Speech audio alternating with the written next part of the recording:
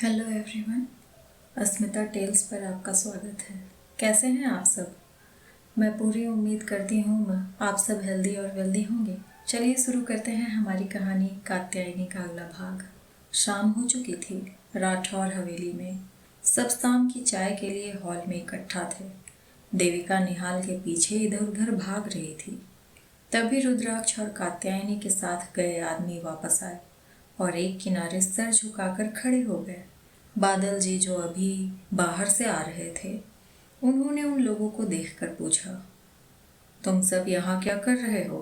तुम सबको तो इस वक्त उदयपुर में छोटे कुंवर सा और छोटी कुंवर रानी सा के साथ होना चाहिए था। एक ने कहा, हुकुम सा, रास्ते में कार खराब हो गई थी, हम मैकेनिक लेने गए थे। हमने छोटी कुंवर रानी सा से कहा था वो कार अंदर से बंद कर ले। हम जब मैकेनिक लेकर वापस आए तो वहाँ वो इतना कहकर चुप हो गए। चंद्रशेखर जी ने सख्त आवाज में पूछा, वहाँ क्या? वो आगे बोला, कार का शीशा टूटा हुआ था, दरवाजे खुले थे, डिक्की का सारा सामान सड़क पर इधर उधर बिखरा पड़ा था, गहनों के बॉक्स में गहने नहीं थे। देविका जो किनारे खड़ी थी परेशान हो पूछा, वो दोनों ठीक तो है ना? उस आदमी ने ना में सिर हिलाते हुए कहा, वो दोनों वहाँ कहीं नहीं थे। हमने आसपास बहुत पता करने की कोशिश की, हर जगह उन्हें ढूंढा, लेकिन उनका कुछ पता नहीं चला। विक्रम ने कहा, बापू साहब, इस तरह दोनों का गायब हो जाना और कार की हालत देखकर ऐसा लग रहा है किसी ने लूटपाट की थी। शायद दोनों कहीं भाग गए हों। आपने ठीक से चेक किया? आसपास के इलाके में पूछा? उस आदमी ने कहा, आसपास सिर्फ जंगल था। हमने जंगल के अंदर जाकर भी देखा, लेकिन दोनों का कोई सुराग नहीं मिला। हम थक कर वापस चले आए। चंद्रशेखर जी आगे बढ़े और उस आदमी के गाल पर जोरदार थप्पड़ मार दिया और बोले, तुम लोगों को एक जिम्मेदारी सौंपी थी, उनकी सुरक्षा की, और तुम सब बिना उन्हें ढूंढे वापस चले आए।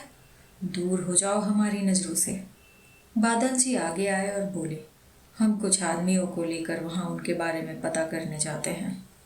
चंद्रप्रभा जी ने कहा, आप जाइए और कोशिश कीजिए कि दोनों को जल्द से जल्द ढूंढ कर ले आएं। जब तक आप उन्हें लेकर नहीं आएंगे, हमारे गले से अन्न का एक दाना नहीं उतरेगा। विक्रम ने कहा, बापू साहब, हमें वक्त बर्बाद नहीं करना चाहिए, हमें पुलिस की मदद लेनी चाहिए। रुद्राक्ष बच्चा है और छोटी कुंवर रानी सा अकेले कैसे सब संभाल पाएंगी? चंद्रप्रभा जी ने कहा, अभी नहीं, हो सकता है उन्हें किसी ने अगवा किया हो, उन्हें पैसे चाहिए होंगे। इस तरह अगर पुलिस को हमने इन सब में शामिल किया तो कहीं उनकी जान पर न बनाए। पहले हम अपने तरीके से ढूंढने की कोशिश करते हैं, इसके बाद कुछ करेंगे। चंद्रशेखर जी ने कहा, मासा सही कह रही हैं, वैसे भी उन्हें गायब हुए 24 घंटे नहीं हुए हैं। उससे पहले पुलिस हमारी कंप्लेन भी नहीं लिखेगी। जहाँ विक्रम और देविका परेशान थे, वहीं गायत्री जी और मोहिनी जी एक दूसरे को देख मुस्कुराई। गायत्री जी ने कहा, अच्छा है, बला टली। वैसे भी वो कात्यायनी और रुद्राक्ष हमें घर में फूटी आंख नहीं सुहाते थे। मोहिनी जी ने कहा, लेकिन हमें भूलना नहीं चाहिए जीजी, सारा कारोबार रुद्राक्ष के नाम पर है। ऐसे उसका गायब होना हमें सड़क पर ले आएगा। बादल सिंह जी पूरी रात फिर अगले दिन भी आदमियों के साथ उन दोनों को ढूंढते रहे, लेकिन उनका कुछ भी पता नहीं चला। विक्रम बार बार पुलिस को इन्फॉर्म करने के बारे में कह रहा था, लेकिन सब उसे मना कर रहे थे। चंद्रप्रभा जी ने कहा, आप समझ क्यों नहीं रहे विक्रम? अगर पुलिस को बताएंगे तो गौरी को भी पता चल जाएगा, और फिर इस वक्त गौरी को ऐसी खबर देकर हम उसकी तबीयत खराब नहीं करना चाहते। असल वजह थी, अगर वकील को पता चल गया कि रुद्राक्ष गायब हो गया है तो उनके लिए परेशानी हो जाती। सारा कारोबार और जायदाद ट्रस्ट को चला जाता, क्योंकि उन दोनों के साथ वो आदमी भी गायब थे जिन्हें चंद्रशेखर जी ने आयुष को गोद लेने के पेपर पर साइन लेने के लिए भेजा था। ना उन्होंने कांटेक्ट किया था, ना ही उनकी बॉडी कहीं मिली थी। सब कुछ उनके हाथ से निकल चुका था। अब उनके लिए भी उन दोनों का मिलना उतना ही जरूरी था, लेकिन बिना किसी के पता लगे। उन्होंने अपने कई आदमी इसके लिए लगा रखे थे। चंद्रशेखर जी ने कहा, फिक्र मत करो विक्रम, हम कुछ पुलिस वालों को जानते हैं, उनसे सहायता ले लेंगे।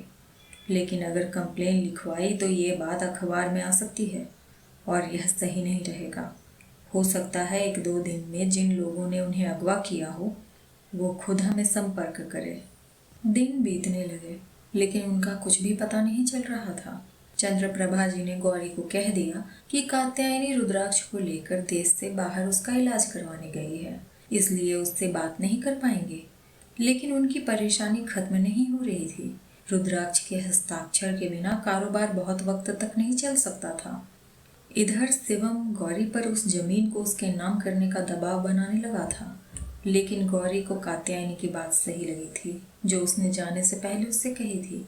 गौरी, अब आप और शिवम भाई साहब पति पत्नी हैं, दोनों बराबर हैं। होटल आपके नाम हो या उनके, इससे फर्क नहीं पड़ता।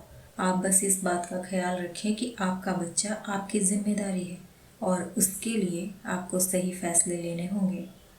उसने शिवम से कहा। शिवम, भाई सा और भाभी सा देश में नहीं है। आप हमसे कहते हैं क्या मुझे आप पर भरोसा नहीं है, तो क्या आपको हम पर भरोसा नहीं है? वो होटल अगर हमारे नाम हुआ तो भी चलाएंगे आप ही, और वो बाद में हमारे बच्चे को ही जाएगा। शिवम ने मन में कहा, ये सारी पट्टी जरूर कात्यायनी ने से पढ़ाई है। बदला ले रही है वो हमसे, जो कुछ उसके साथ हुआ उसका। वरना गौरी, जिसने हमारे कहने पर अपने घर परिवार की भी चिंता नहीं की थी, वो ऐसे कभी नहीं करते। अब माँ ही कुछ कर सकती है, उन्हें ही इस बात को संभालने के लिए दे देना चाहिए हमें। कौशल्या जी गौरी को घर के काम के नाम पर और भी ज़्यादा परेशान करने लगी थी। गौरी शिवम से शिकायत करती तो वो झल्ला उठता। तुम हमारी कौन सी बात मानती हो? एक ज़मीन ही तो तुमसे मांग रहे हैं, लेकिन तुम्हें हम पर यकीन नहीं है और तुम चाहती हो हम तुम्हारी बातों पर यकीन करें। माँ कभी भी कुछ गलत नहीं करेंगी। वो जो कर रही हैं वो हमारे आने वाले बच्चे के भले के लिए ही होगा। वहीं शेखावत हवेली में ज्योति ने हालात से समझौता कर लिया था। वंश और वो अब भी अलग रह रहे थे। वो शेखावत परिवार की बहू बनकर उस घर में रहने लगी थी। कादम्बिनी जी ये देखकर बहुत खुश थी। गौरी का आखिरी महीना चल रहा था। कौशल्या जी ने उसके लिए गोद भराई की रस्म भी नहीं की थी, ये कह कि लोगों को पता चल जाएगा कि गौरी शादी से पहले गर्भवती थी। मोहिनी जी जब भी उससे मिलने आती तो कौशल्या जी उनके सामने गौरी की देखभाल का नाटक करती और वो खुश होकर चली जाती। उसने बातों बातों में राठौर हवेली जाने की बात की तो मोहिनी जी बोली, जवाई सा तुम्हें अपनी नज़रों से दूर नहीं करना चाहते और तुम हो कि मायके जाने की बात कर रही हो। बहुत खुश हैं हम तुम्हारे लिए। सच में बहुत अच्छा जीवन साथी चुना है तुमने अपने लिए। ये सब शिवम ने कॉल पर उनसे कहा था जब मोहिनी जी ने गौरी को वहाँ लाने की बात की थी। गौरी अपने कपड़े फोल्ड करके अलमारी में डाल रही थी जब अचानक उसे अपने पेट में दर्द का एहसास हुआ। वह धीमे कदमों से बिस्तर पर जा बैठी और शिवम को कॉल कर कहा, हमें हॉस्पिटल जाने की ज़रूरत पड़ेगी, शायद बेबी आने वाला है, आप जल्दी आ जाइए। दूसरी तरफ से उसकी आवाज़ आई, हम व्यस्त हैं, तुम माँ से कहो, वो देख लेंगी। गौरी बड़ी मुश्किल से अपने कमरे के दरवाजे पर आई और कहा, माँ साहब दर्द हो रहा है। वह दरवाजे के चौखट पर ही बैठ गई।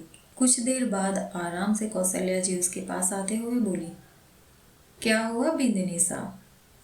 गौरी ने आंखों में आंसू लिए उन्हें देखा और कहा, माँ साहब शायद लेबर पेन शुरू हो गया है, हमें हॉस्पिटल जाना है। कौशल्या जी ने मुस्कुराते हुए कहा, बिंदनी साहब पहले के ज़माने में लोग घर में ही बच्चे पैदा करते थे, आजकल ये अस्पताल के चौचले पाल रखे हैं। बच्चा ही पैदा करना है ना, तो यहीं बैठे बैठे कर लो। गौरी ने बेयकीनी से उन्हें देखा। वो वहाँ से चली गई। गौरी ने शिवम को कॉल किया लेकिन उसने पिक नहीं किया। उसका दर्द बढ़ने लगा था और उसे समझ नहीं आ रहा था कि क्या करे। उसे कात्यायनी का सवाल याद आया, क्या आप इस शादी को लेकर पक्की हैं? कहीं आपने उनसे शादी करने का फैसला जल्दबाजी में तो नहीं लिया? उसने कड़वी मुस्कान के साथ कहा, शायद भाभी सा जानती थी यहाँ के लोग कैसे हैं, इसलिए उन्होंने हमें कई बार आगाह करने की कोशिश की थी, लेकिन हम ही प्यार में अंधे हो गए थे। जो ये देख नहीं पाए कि वो धोखा है। शिवम, प्यार करने वाला पति अपनी पत्नी को ऐसे नहीं छोड़ देता, वो भी ऐसे वक्त में। आपके बच्चे की माँ बनने वाले हैं हम, हमारी नहीं तो कम से कम हमारे बच्चे की परवाह कर लेते आप। तभी पीछे से उसे आनंदिता की आवाज़ आई, कैसा उनका बच्चा गौरी? गौरी ने सवालिया नज़रों से उसे देखा। वो बोली, हमने शिवम भाई साहब को मासा से कहते सुना था, शायद गौरी के पेट में जो बच्चा है वो उनका नहीं, वंश का है। गौरी को समझ नहीं आया ये कैसी बेदी की बात है। वह आगे बोली, शादी के बाद वंश पूरी रात तुम्हारे साथ तुम्हारे कमरे में था। तुम्हें क्या लगा शिवम भाई साहब तुम्हारे या तुम्हारे बच्चे की फिक्र क्यों नहीं करते? क्योंकि उन्हें ये बात पता है। गौरी ने गुस्से से कहा, झूठ है सब। मेरे और वंश के बीच कभी कुछ नहीं रहा, और वो कभी हमारे कमरे में नहीं रहा रात भर। कौशल्या जी ने आते हुए कहा, ये हम नहीं, तुम्हारी भाभी वंशिका ने शिवम से कहा था, इस नाजायज बच्चे की इस घर में किसी को कोई फिक्र नहीं होगी। लेकिन समझते हैं, जायज हो या नाजायज, माँ को फिक्र होती है बच्चे की। आनंदिता मुस्कुराई और बोली, कात्यायनी की माँ को भी थी उसकी, उसे बहुत प्यार करती थी वो। गौरी हैरान हो उसे देखने लगी तो आनंदिता ने कहा, तुम्हारी प्यारी भाभी ने तुम्हें कभी बताया नहीं? वो इस घर की जायज बेटी नहीं है। उसकी माँ सालों पहले मर गई थी, तब बापू सा के लिए माँ ने उसे समाज की नज़र में खुद की बेटी कह दिया। वैसे तुम्हें पता है वो मरी कैसे थी? ऐसे ही, तुम्हारी तरह दूसरी बार माँ बनने वाली थी। हॉस्पिटल जाने के लिए गुहार लगाते लगाते बच्चे को पैदा करने के कुछ देर में मर गई। कात्यायनी ने खुद अपनी आंखों से उसे आखिरी सांस लेते देखा था, लेकिन फिर भी तुम्हें यहाँ छोड़कर पता नहीं कहाँ चली गई है। कौशल्या जी ने उसके सामने पेपर करते हुए कहा, वो जमीन अगर शिवम के नाम कर दो तो हम तुम्हें हॉस्पिटल ले जाने के बारे में सोचेंगे। कात्यायनी और उस पागल से इस पर हस्ताक्षर करवाना तुम्हारा काम है। बुलाओ उसे और कहो, अगर वो इस पर हस्ताक्षर नहीं करेगी तो तुम भी उसकी माँ वृंदा की तरह मर ना जाओ। वो दोनों वहाँ से चले गए। गौरी ने खुद से कहा, तो ये वजह है भाभी सा इस घर के लोगों से इतनी दूर रहती हैं, और उन्हें इनका असली चेहरा भी पता है। उन्होंने भी नहीं सोचा होगा ये लोग मेरे साथ ऐसा कुछ करेंगे। उसे कात्यायनी की बात याद आई जो उसने जाने से पहले कही थी, गौरी, आपको खुद को मजबूत रखना होगा। एक माँ को बहुत बहादुर बनकर रहना पड़ता है अपने बच्चे के लिए। हम आपको एक नंबर दे रहे हैं, अगर कभी ऐसा लगे आपके पास और कोई रास्ता नहीं है तो उस पर कॉल कर लीजिएगा। हम वादा करते हैं आपसे, आप तक मदद जरूर पहुंचेगी। गौरी ने गहरी सांस ली और हिम्मत कर खड़ी हुई और बिस्तर पर जाकर बैठ गई। उसने अपना फ़ोन उठाया और उस नंबर पर कॉल किया जो नंबर कात्यायनी ने उसे दिया था। सामने से 4 रिंग के बाद जैसे ही वो पिक हुआ, उसने कहा, भाभी साहब जल्दी आ जाइए, हमें दर्द हो रहा है और कोई हमें अस्पताल नहीं ले जा रहा। हमें बहुत डर लग रहा है, हमारे बच्चे को कुछ हो न जाए। हम आपका चौहान हवेली में इंतज़ार कर रहे हैं। सामने से बिना कुछ बोले ही कॉल कट गया। उसने फ़ोन को देखा, किसी ने सुना भी। फिर अपनी माँ को कॉल किया। कॉल पिक होते ही वो बोली, माँ, हमें लेबर पेन शुरू हो गया है, लेकिन कोई हमें अस्पताल नहीं ले जा रहा, आप आ जाइए ना। मोहिनी जी ने कहा, गौरी, हम तो कुल देवी के मंदिर आए हैं तुम्हारे लिए प्रार्थना करने, लेकिन फिक्र मत करो, हम जल्दी ही किसी को भेजते हैं। चंद्रप्रभा जी राठौर हवेली से गायत्री जी के साथ वहाँ जाने के लिए निकल गई। वहाँ पहुँचते ही हॉल में कौशल्या जी नजर आई। उन्होंने गुस्से से कहा, कौशल्या चौहान, तुम्हारी हिम्मत कैसे हुई हमारी इकलौती पोती के साथ ऐसा करने की? कौशल्या जी ने मुस्कुराते हुए कहा, माँ साहब, आप तो जानती हैं गौरी की शादी को सिर्फ 7 महीने हुए हैं। अब इस वक्त अगर उसे हॉस्पिटल लेकर गए तो लोगों को पता नहीं चल जाएगा कि वह शादी से पहले ही माँ बनने वाली थी। दोनों ही परिवारों की बदनामी होगी, इसलिए हम उसे कह रहे हैं कि घर में ही बच्चा पैदा कर ले। चंद्रप्रभा जी कुछ सोचने लगी तो वो बोली, पहले के वक्त में तो महिलाएं घर में ही बच्चे को जन्म देती थीं। आपने भी तो ऐसा ही किया होगा। आप फिक्र ना करें, हमने एक बहुत ही तजुर्बे वाली दाई को बुला लिया है। जैसे ही बच्चा होगा वो हमें बता देंगी। आप यहाँ बैठे, वो बच्ची है, घबरा कर कॉल कर दिया होगा आपको। हम अपने शिवम के बच्चे के साथ कोई खतरा मोल नहीं लेंगे। शिवम डॉक्टर को लेने गया है, वो यहीं आकर उसे चेक कर लेंगी। वो उन्हें लेकर घर के दूसरे तरफ के बैठक में चली गई और वसुंधरा जी को वहां उनके साथ छोड़ दिया। तभी चौहान हवेली के बाहर एक कार रुकी। उसके दोनों तरफ के दरवाजे खुले। साड़ी में एक महिला के पैर नजर आए। उसने तेजी से चौहान हवेली के दरवाजे की तरफ कदम बढ़ा दिया। उसने दस्तक दी तो कौशल्या चौहान ने दरवाजा खोला और कहा, आ गई तुम? तुम्हारा ही इंतजार कर रहे थे। इन पेपर पर हस्ताक्षर करो और अपनी प्यारी ननद को अस्पताल लेकर जाओ। सामने रुद्राक्ष के साथ कात्यायनी खड़ी थी। उसने मुस्कुराते हुए कहा, इतनी जल्दी क्या है कौशल्या चौहान? पहले हम गौरी को देख लें, फिर आगे की बात करेंगे। वह उन्हें धक्का देते हुए अंदर चली गई। दोनों गौरी के कमरे में आए। गौरी बिस्तर पर लेटी हुई थी, बिल्कुल अकेली। पसीने से उसका माथा भीग गया था। उसे देखते ही वह रोते हुए बोली, भाभी साहब, कुछ कीजिए, हमारा बच्चा, उसे बचा लीजिए। कात्यायनी ने उसका हाथ पकड़ते हुए कहा, फिक्र मत करो गौरी, हम आ गए हैं ना आपको कुछ होगा, ना आपके बच्चे को। उसने रुद्राक्ष की तरफ देखा तो वो कमरे का दरवाजा लगाकर बाहर चला गया। थोड़ी ही देर में दरवाजा खुला। कात्यायनी ने कहा, हॉस्पिटल ले जाने का वक्त नहीं है। हमने आते वक्त प्रणव भाई साहब को बुला लिया था, बस वो जल्दी आ जाएं। तभी प्रणव ने आते हुए कहा, क्या हुआ कात्यायनी, तुमने हमें जल्दबाजी में क्यों बुलाया? और तुम वापस कब आई? तुम तो बाहर गई थी ना रुद्राक्ष सा के इलाज के लिए। कात्यायनी ने उसे सारी बात बताई तो वो गुस्से से लाल हो गया। कात्यायनी ने कहा, भाई साहब, अभी आपका साथ चाहिए। गर्म पानी और साफ कपड़े का इंतजाम करवा दे। हमें नहीं लगता हमें ये सब घर में कोई भी देगा। गौरी को हॉस्पिटल ले जाने का वक्त नहीं है, बच्चे को यहीं पैदा करना होगा। प्रणव ने पूछा, लेकिन तुम अकेले सब संभाल लोगी? हम माँ से कहें? कात्यायनी ने मुस्कुराकर कहा, आप भी जानते हैं भाई साहब, जब हमारी माँ हमारे भाई को पैदा कर रही थी तब काकी सांसें हमने और माँ दोनों ने गुहार लगाई थी मदद की। वो उनके खिलाफ नहीं जाएंगी, बस आप पर ही हमें भरोसा है। प्रणव ने कहा, जो काकी के साथ हुआ वो हम भाभी के साथ नहीं होने देंगे। हम सारी चीज़ों का इंतज़ाम करते हैं। उसने जल्दी ही सारा इंतज़ाम कर दिया और रुद्राक्ष के साथ बाहर खड़ा हो गया। कात्यायनी अंदर जाकर गौरी के हाथ में ग्लूकोज की बोतल लगाने लगी। गौरी ने कहा, भाभी साहब आप? कात्यायनी मुस्कुराई, आपकी भाभी साहब खुद एक डॉक्टर हैं। भले ही हम स्त्री रोग विशेषज्ञ नहीं हैं, लेकिन उनके कांटेक्ट में हैं। हम सारी दवाइयाँ लेकर आए हैं, आप फिक्र ना करें, सब आराम से हो जाएगा। एम्बुलेंस भी आती होगी, ज़रूरत पड़ी तो तुरंत आप अस्पताल में रहेंगी। हमने इमरजेंसी के सारे इंतज़ाम कर लिए हैं। आप बस गहरी सांसें लेते हुए ऊपर वाले पर भरोसा रखें, सब सही होगा। गौरी हैरानी से उसे देख रही थी। कात्यायनी ने उसके सिर पर हाथ फेरते हुए कहा, इतना जान लीजिए, आप सुरक्षित हाथों में हैं। उसने बैग से एक टैबलेट बाहर निकाला और वीडियो कॉल पर गौरी के डॉक्टर से बात की। कात्यायनी ने डॉक्टर के कहने पर उसे इंजेक्शन दिया और गौरी को थोड़ा जोर लगाने को कहा। कुछ ही वक्त में उसके माथे पर पसीने की बूंदें दिखने लगी।